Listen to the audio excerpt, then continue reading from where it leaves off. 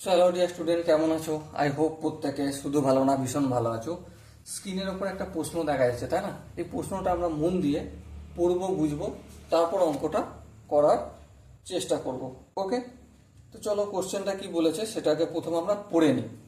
কি বলেছে দেখো, বলেছে যে আহ, নিম্নের চিত্রে এবিসিডি ও ইভিসিএফ দুটি সমান্তরিক। তো নিম্নলিখিত সম্পর্কগুলির মধ্যে কোনটা ঠিক সেটা আমাদের বলতে হবে। দেখো, প্রথম অপশন আছে ED equal to BC, second option আছে AB equal to BE, third option আছে ত্রিভুজ এ বিই সর্বসম ত্রিভুজ সিডিএফ। ওকে, আবার দেখো চতুর্থ অপশন আছে ত্রিভুজ এ বিসি সর্বসম ত্রিভুজ সিডিএফ। তো এই চারটে অপশনের মধ্যে কোনটা ঠিক এটা আমাদের বলতে হবে। চলো প্রথমে আমরা ফটাফট করে চিত্রটা অঙ্কন করে নিই। ঠিক আছে, এই হচ্ছে ভূমি, নাম কি? B C. আর এই আমাদের এখানে অঙ্কন করলাম এ বি সি ডি। ওকে, আবার সাপোজ এইদিকে ই হলো ই বি সি, আর একই সমান্তরালভাবে এটা অঙ্কন করা আছে এফ। তো এবার আমাকে কোন সম্পর্কটা ঠিক সেটা দেখাতে হবে। দেখো, এ বি সি ডি সামান্তরিক। হ্যাঁ, এটা কোশ্চেনে বলা রয়েছে সামান্তরিক। ও ই বি সি এফ সামান্তরিক। এর মধ্যে কি কি মিল পাওয়া যাচ্ছে দেখো। এখানে দেখো এ বি সি ডি, এই যে সামান্তরিক, এই দুটো সামান্তরিকের মধ্যে এডি এডি ইকুয়াল টু বিসি। এই এডিটা বিসির সঙ্গে ইকুয়াল। হ্যাঁ ঠিক, কারণ অলরেডি বলা রয়েছে, কি বলা রয়েছে যে এবিসিডি সামান্তরিক আর হচ্ছে ইবিসিএফ, এদের মধ্যে সম্পর্কটা দেখো ধ্যান দিয়ে। এবিটা এ বি সি ডি এটা তো সামান্তরিক, মানে বিপরীত বাহুগুলো সমান সমান্তরাল। হ্যাঁ, তার মানে এই যে এডি বাহুটা, এখান থেকে এডি বাহুটা কার সঙ্গে ইকুয়াল? বিসির সঙ্গে ইকুয়াল হবে।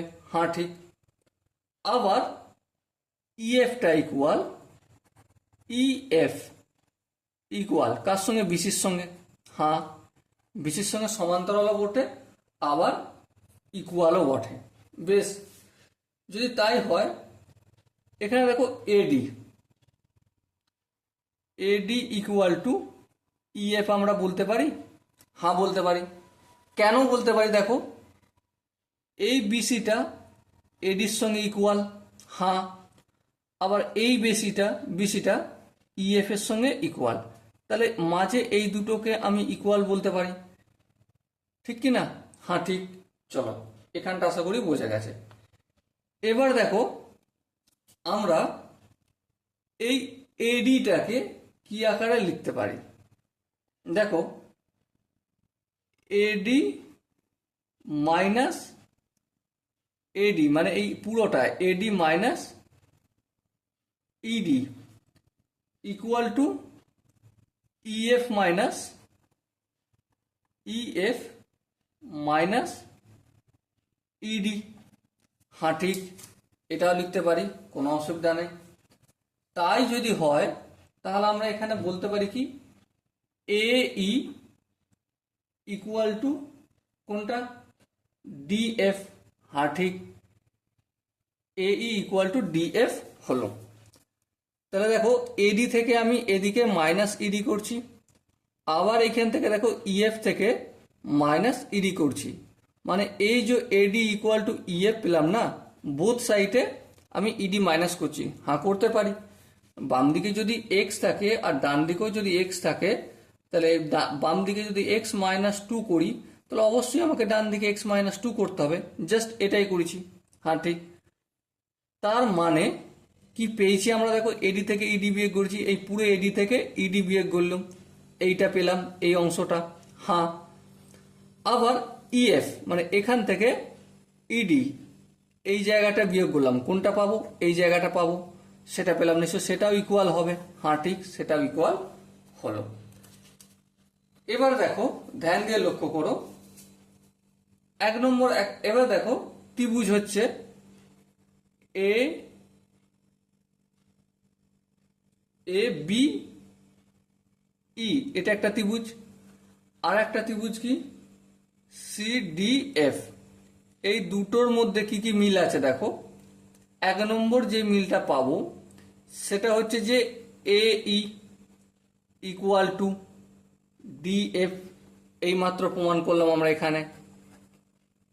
ওকে, আবার দেখো আবার কি অ্যাঙ্গেল বি এ ই, এই কোণটা অ্যাঙ্গেল 2 নম্বর, এটা বি এ ই, এই কোণটা কার সঙ্গে ইকুয়াল, এই কোণটা হচ্ছে আমাদের সিডিএফ, এই কোণটার সঙ্গে ইকুয়াল।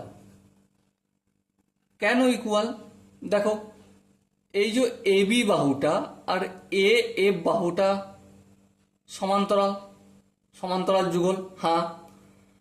এবারে এক্ষেত্রে দেখো এ বি ভেদক আর হচ্ছে সিডি ভেদক, এক্ষেত্রে হ্যাঁ। আবার দুটো পরস্পর আবার সমান্তরাল, এ বিটা সিডির সঙ্গে সমান্তরাল। কেন সমান্তরাল, কারণ এ বি সিডি একটা সামান্তরিক। তাহলে এই যে কোণ তৈরি করেছে, এখানে এই কোণটা আর এখানে যে কোণটা তৈরি করেছে, এই দুটো কোণের মধ্যে সম্পর্ক কি, অনুরূপ কোণ, হ্যাঁ অনুরূপ কোণ। বেশ, এই দুটো অনুরূপ কোণ হলো। ওকে, আর দেখো নেক্সট দেখো বিইএ, বিইএ মানে এই কোণটা কার সঙ্গে অনুরূপ হবে, অবশ্যই এটার সঙ্গে অনুরূপ কোণ হবে। তাহলে angle BEA equal to angle CFD, কারণ সেম অনুরূপ কোণ লিখে দেবো। ওকে, দেখো তিনটে জিনিস ম্যাচ করেছি, তিনটে জিনিস ম্যাচ করেছি মানে কি, এ বিই সর্বসম ত্রিভুজ কোনটা, এটা সিডিএফ, তাই না। সো এটা দেখো কোনো অপশনে কি আছে, হ্যাঁ আছে। দেখো অপশন সি, দেখো অপশন সি আছে, দেখো ত্রিভুজ এ বিই সর্বসম ত্রিভুজ সিডিএফ, এটাই আমাদের প্রমাণ করতে বলেছিল, বা যে কোনো একটা হয়তো এদের মধ্যে আসতো প্রমাণ। তো এটা আমরা প্রমাণ করলাম। So dear student, I hope তোমরা প্রতিটা কনসেপ্ট বুঝতে পেরেছো। যদি কোনো জায়গায় ডাউট থাকে, কনফিউশন থাকে, তার জন্য কি করতে হবে, কমেন্টে জানাতে হবে। ওকে, আর দেখা হচ্ছে পরবর্তী সেশনে। ততক্ষণ পর্যন্ত ভালো থেকো, সুস্থ থেকো এবং জয় হিন্দ।